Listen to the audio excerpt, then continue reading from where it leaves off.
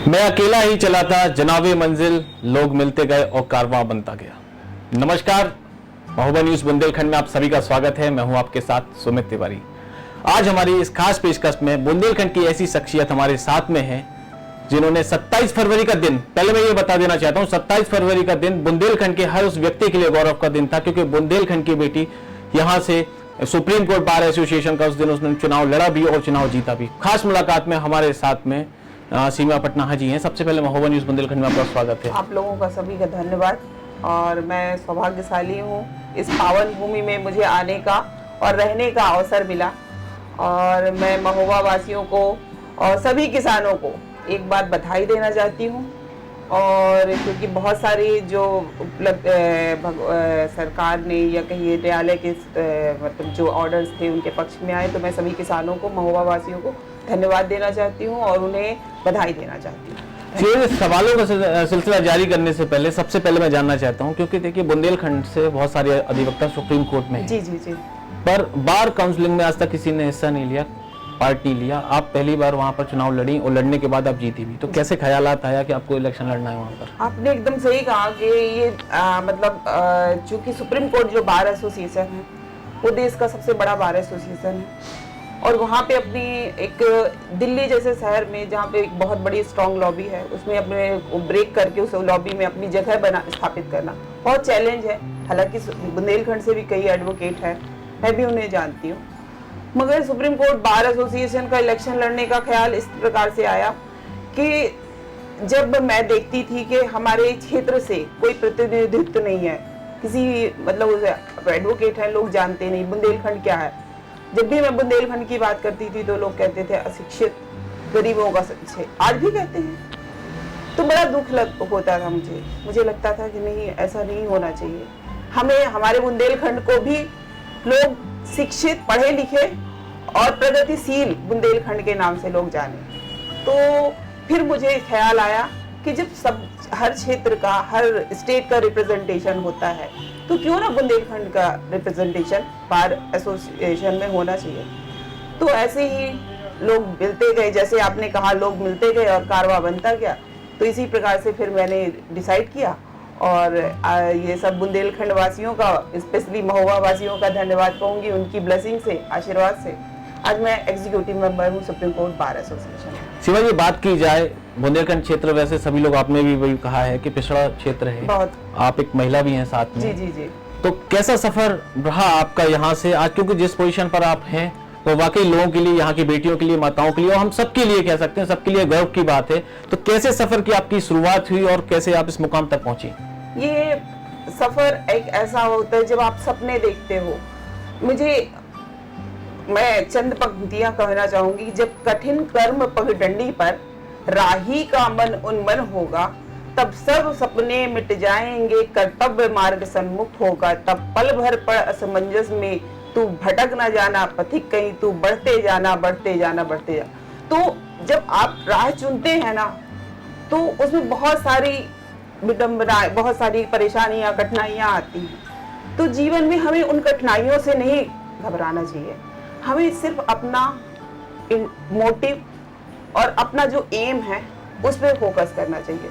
क्योंकि समाज में मैं देखती थी, अभी जब भी मैं बुंदेलखंड आती थी, क्योंकि 7-8-10 साल से मैं बुंदेलखंड आना जाना मेरा लगा ही रहता है, तो यहाँ पे महिलाओं की स्थिति आज भी मैं देखती हूँ बहुत ही दयनीय है। शिक्षा नाम पे तो कुछ है ही नहीं, जागरूकता भी नहीं है। तो जीवन में मुझे यही से, और मैं भी जहाँ से मेरा जन्म स्थान है वो भी बहुत ज्यादा मतलब डेवलप क्षेत्र नहीं है। तो मुझे बस हो गया, ऐसे ही लगा कि कुछ नए चैलेंजेस लेना चाहिए। जब तक आप चैलेंज नहीं लोगे, और चैलेंज लेने के साथ आपको अपनी सिचुएशन, परिस्थितियों को जानकारी होना चाहिए कि आप किस गोल को आपने सेलेक्ट किया है और वो क्या अचीव कर सकते हो। तो इस तरीके की जब आप एक पूरा बनाते हैं अपने सराउंडिंग में, जब आपके होता है कोई भी सिचुएशन या कोई भी गोल बनाते हैं, तो आप अपनी सिचुएशन को देखिए, अपनी पारिवारिक परिस्थिति, पृष्ठभूमि को देखिए, फिर उसके बाद डिसाइड करिए कि आपको करना क्या है। और जब करना है तो फिर उस पर पूरा फोकस करना है। और उसी पे जब तक आप ऐसा कोई भी, मैं अपना पर्सनल एक्सपीरियंस बताती हूँ कि ऐसा कोई भी निर्णय ऐसा कोई भी गोल नहीं है जिसको आप कभी भी अचीव नहीं, कोई ऐसा है ही नहीं कि कोई इम्पॉसिबल चीज इस दुनिया में कुछ भी नहीं है। और बहुत से लोग हैं जो, हो सकता है आप बुंदेलखंड महोबा क्षेत्र से लोग ना जानते हो, बड़ी बड़ी प्रतिभाएं यहाँ से निकली, ये पावन भूमि है। तो यही है कि जब ये पावन भूमि आज से नहीं है, ये बहुत पहले से पावन भूमि है। तो जब यही है कि जब ये लोग इतना सब कुछ कर सकते हैं तो हम क्यों नहीं, क्योंकि आज तो हमारे पास बहुत सारी सिचुएशन, हम नहीं तो बहाने तो ढूंढते रहेंगे, ये नहीं है, ये इसके कारण, इसके ब्लेम गेम तो करना हमें आसान लगता है। तो हमें सिर्फ अपना ध्यान रखना चाहिए, बाकी और कि हमें क्या करना है उस पर फोकस रखना चाहिए। और परिस्थितियां आती हैं, उनसे लड़ने का साहस भी ईश्वर देता है। तो आपकी परिस्थितियों में आप सबसे बेटर अपनी परिस्थितियों से ही सीखते हैं। तो इसी तरीके से मेरी भी लाइफ की जर्नी स्टार्ट हुई थी एक छोटी जगह से, और फिर धीरे धीरे सब लोगों का साथ मिला। और तो बात करें सीमा जी, किसानों की बात की जाए तो महोबा का जो बिलवई में क्रेशर प्लांटों को लेकर जो विवाद चल रहा था, जो मामला था 2008 से लेकर 2011 तक का वो पूरा मामला था। किसान बड़े ही परेशान थे उस समय, क्योंकि पर्यावरण का हनन हुआ था, आसपास का पूरी जो उनकी खेती किसानी से बंजर पड़ चुकी थी। 2018 में आपके संज्ञान में वो मामला आया, तो मैं ये जानना चाहता हूँ कि 2018 में जब आपके संज्ञान में मामला आया, आज वो 6,80,41,000 के जो जुर्माना दिया गया है, ये पूरा मामला आपके पास कैसे आया और आपने उन किसानों की आवाज को किस तरीके से बुलंद किया? मैं जब हमारा ज्यादातर जब मैं दिल्ली से आती हूँ तो मैक्सिमम हम लोग गाड़ी से ही आते हैं, 4 व्हीलर से ही आते हैं। तो यहाँ से जब मैं निकलती थी, और बिलवई चूंकि हमारा गांव भी है, तो जब मैं रास्ते से होके आती थी, कबरई ब्लॉक देखती थी, तो मैं कहती थी यहाँ पे लोग कैसे जीते कैसे होंगे। फिर वही चीज मैंने देखा अपने गांव में भी, तो वही धुआं, वही खेत, वही जा रही हूँ। पानी, एक तो पानी के संसाधन यहाँ पे सीमित है ही नहीं, सिंचाई सिंचित भूमि है ही नहीं। लोग, एक दिन एक ऐसा इंसिडेंट हुआ मेरे साथ दिल्ली में कि मैं रेड लाइट में गाड़ी खड़ी करके, और मतलब वहाँ पे IIT फ्लाईओवर के पास रेड लाइट में मैंने गाड़ी कोर्ट से आ ही रही थी, तो एक व्यक्ति मिला जो यही बुंदेलखंड का किसान है। तो उसने पैसे मांगने शुरू किया। मैंने तो वो एक जनरल सा हमारा होता है कि भाई तुम इतने मतलब हट्टे कट्टे हो, सक्षम हो, तुम क्यों नहीं काम करते हो?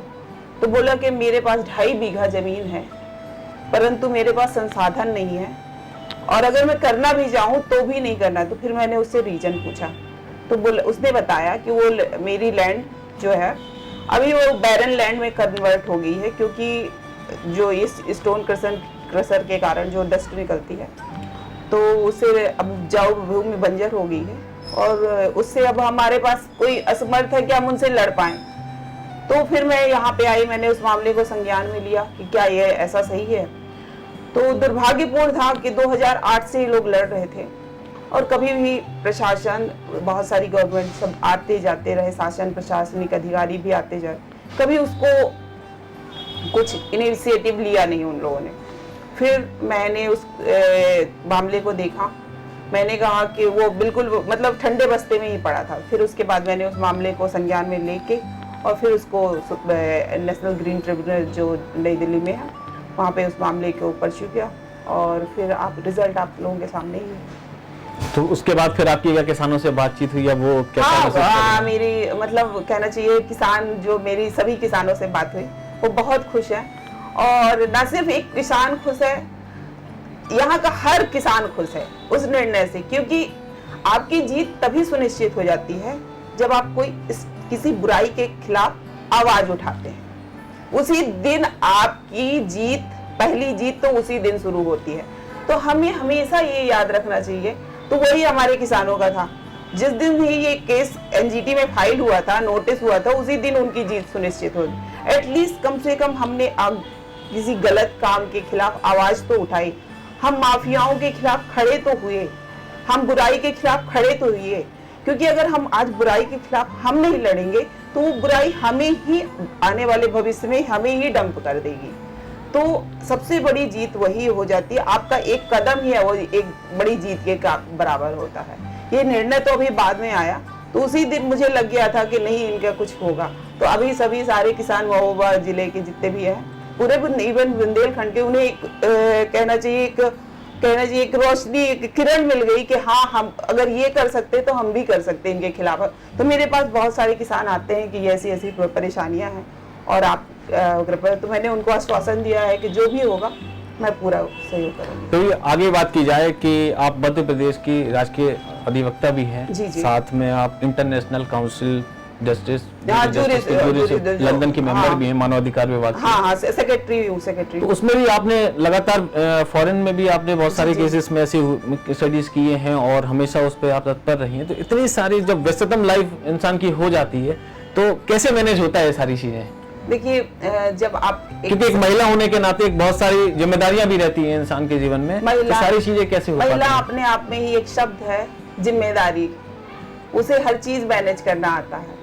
महिला, मैं नहीं कहती वो पुरुष, महिलाओं को जहाँ पे बात आती है वो हर चीज अपना आपका घर भी संभाल लेंगी और वो बाहर भी काम कर लेंगी, क्योंकि उनके पास ये, इसलिए उनको आज तक पिछड़ा समझा गया कि वो कुछ नहीं कर सकती। जब आपके सामने ये प्रश्न खड़ा लगा दिया जाता है, प्रश्न चिन्ह, कि आप कुछ नहीं कर सकते, तो वो उनके लिए इतना मोटिवेशन वाली बात हो जाती है कि वो सब कुछ उसी में कर सकती है। जहाँ पे वो क्वेश्चन मार्क है उसी में वो सब कुछ छुपा है कि वो सब कुछ कर सकती है। तो शायद ऐसा ही रहा हो कि बहुत सारी विपरीत परिस्थितियां समाज में रहती हैं, आज भी हैं, महिलाओं माना गया है। तो मैं तो स्पेशल नहीं होंगी, हमें तो एक समान वो माना जाए, जैसे आप हैं, जैसे पुरुष प्रधान समाज है वैसे महिलाएं भी इसी का पार्ट है, तो सबको एक इक्वल दर्जा में देना चाहिए। तो चैलेंजेस जहाँ से ये क्वेश्चन मार्क लगता है वहीं से हमारा बढ़ना शुरू हो जाता है कि आप कुछ नहीं कर सकते क्योंकि आप महिला हो। सीमा जी, बात करेंगे अभी हाल ही में जुलाई में आपको राष्ट्रपति महामहिम जी जी जी रामनाथ कोविंद जी के द्वारा एक पैनल टीम बनाई गई थी जिसमें एक आपको भी सदस्य चुना गया हुआ है। तो शायद बुंदेलखंड से आप पहली सदस्य हैं वो। हाँ, बुंदेलखंड से मैं पहली तो सदस्य। इसमें आपको जब एक टीम बनाई गई है, कोर टीम में आपको हिस्सा बनाया गया है। बुंदेलखंड से मैं पहली महिला सदस्य हूँ। महिला सदस्य हैं हाँ, आप। महिला। तो कैसा मतलब अनुभव रहा वो? आप बुंदेलखंड से आप प्रतिनिधित्व भी करेंगे और साथ में एक स्पेशल टीम में आप उसके एक टीम सदस्य मेंबर भी हैं, तो कैसा क्या रहेगा उसमें? देखिए, जिम्मेदारी तो आती रहेंगी। ये आप लोगों का, सब ये महोबा वासियों का, आप लोगों का सबका आशीर्वाद है कि मुझे इस लायक समझा गया कि मैं भारत के माननीय राष्ट्रपति जी द्वारा इस पद के लिए या इस पोस्ट के लिए मुझे नियुक्ति मिली। तो ये सब महोबा वासियों का ही आशीर्वाद है और मैं निरंतर प्रयास करती रहूंगी कि अगर ऐसी कोई जिम्मेदारी मुझे आती है तो मैं उसको जस्टिफाई करूं और निरंतर उसके साथ मेरा सबसे मेन मोटिव जो है तो ये है कि मैं अपने क्षेत्र के लिए, जो ये बुंदेलखंड जहाँ से मेरा नाम है, उस क्षेत्र के लिए मैं कुछ कर पाऊँ। तो ये मेरे लिए बड़ी सौभाग्य, इस पावन भूमि के लिए मैं कुछ कर पाऊँ तो ये मेरे लिए जीवन में सबसे बड़ी सौभाग्य की बात होगी। चलिए, अंतिम सवाल है आपसे, खास तौर से महिलाओं की बात की जाए और बुंदेलखंड क्षेत्र की बात की जाए। ये सभी लोग भली भांति जानते हैं कि बुंदेलखंड क्षेत्र एक पिछड़ा क्षेत्र में माना जाता है, खास तौर से लोगों की मानसिकता को लेकर भी, क्योंकि महिलाओं को आज भी यहाँ बच्चियों को पढ़ने के लिए या आगे कुछ जॉब करने के लिए लोग प्रेरित नहीं करते हैं। तो ऐसे में जब आप यहाँ निकल कर आई हो, आप एक इस मुकाम पर पहुंच गई हैं, तो अब यहाँ की बेटियों के लिए, उन महिलाओं के लिए, माता पिताओं के लिए क्या संदेश देना चाहती है महोबा न्यूज के माध्यम से? मैं सिर्फ एक ही बात कहूंगी सभी को, मतलब पूरे महोबा, पूरे बुंदेलखंड क्षेत्र के वासियों की, मैं ये नहीं कहती बेटी बेटा, मतलब वो सब इक्वल समझे। सर्वप्रथम तो ये है, और सभी को बढ़ने का समान अवसर दें। लड़कियां को मुझे लगता है उनमें ज्यादा पोटेंशियल होता है, मतलब एक नेचर ही उनमें ज्यादा, जब वो माँ बनती है तो इतना कठिन परिस्थितियों उसका नया जन्म होता है।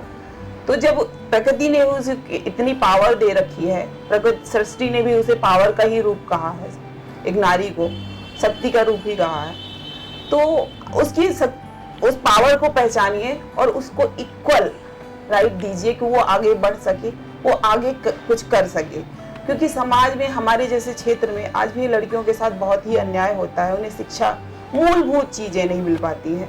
बहुत बड़ी कहना चाहिए, बहुत हायर एजुकेशन की तो बात, आज भी स्कूल नहीं जा पाती हैं बहुत, और साधन विहीनता के कारण पेरेंट्स भी नहीं कर पाते। तो सरकार ने बहुत अच्छी स्कीमें निकाली हैं जिससे ऐसा है। तो बच्चियों को वो अधिकार मत छीनिए, एटलीस्ट उन्हें शिक्षा का अधिकार दीजिए, उनको आगे बढ़ने का अधिकार दीजिए। मेरे सभी बुंदे, ना सिर्फ महोबा वासियों के, पूरे बुंदेलखंड के माता पिता से अनुरोध है कि यहाँ भी प्रतिभाएं छुपी हुई हैं, बस उनको एक अवसर की तलाश है, तो वो अवसर दीजिए। और देखिए फिर क्या हमारे बुंदेलखंड जो आज लोगों के सामने आता है कि बुंदेलखंड पिछड़ा क्षेत्र है, अशिक्षित क्षेत्र, देखिए एक समय के बाद बुंदेलखंड की क्या दिशा परिवर्तन होता है, आप लोग खुद अपनी आंखों से देखेंगे। तो मेरी तो यही उम्मीद है कि जिस तरीके से मैं आज वो हर इस घर की हर घर से एक बच्चा उस मुकाम पर पहुंचे कि जहाँ पे मैं, तो उस दिन मेरा ये जीवन सार्थक होगा कि हर घर से एक लड़की इस मुकाम पे पहुंच के और बुंदेलखंड का नाम रोशन करेगी। तो मेरी माता पिता से यही उम्मीद है कि अपने बच्चों को अवसर प्रदान करें और अवसर ही उनके आगे बढ़ने का एक माध्यम होता है। धन्यवाद सीमा जी। ये थी हमारे साथ इस खास मुलाकात में सीमा जी। लगातार बात की जाए क्योंकि हर चीज पर जोर दिया गया है और खास तौर से बुंदेलखंड की बात की जाए तो बुंदेलखंड में प्रतिभाओं की कमी नहीं है, बस एक उनको अवसर देने का मौका होना चाहिए। तो सभी माता पिताओं से हमारा यह अनुरोध भी है कि खास तौर से जो सरकार का जो नारा है बेटी है तो कल है, अपने अपने घर की बच्चियों को सबको आगे बढ़ाएं और कोशिश करें कि जो वो अपने जीवन में करना चाहते हैं उसमें आप सभी लोग सहभागिता निभाएं और उनको अपने सपने साकार करने का एक मौका दें। फिलहाल खबरों में इतना ही, बाकी खबरों के लिए देखते रहे महोबा न्यूज बुंदेलखंड।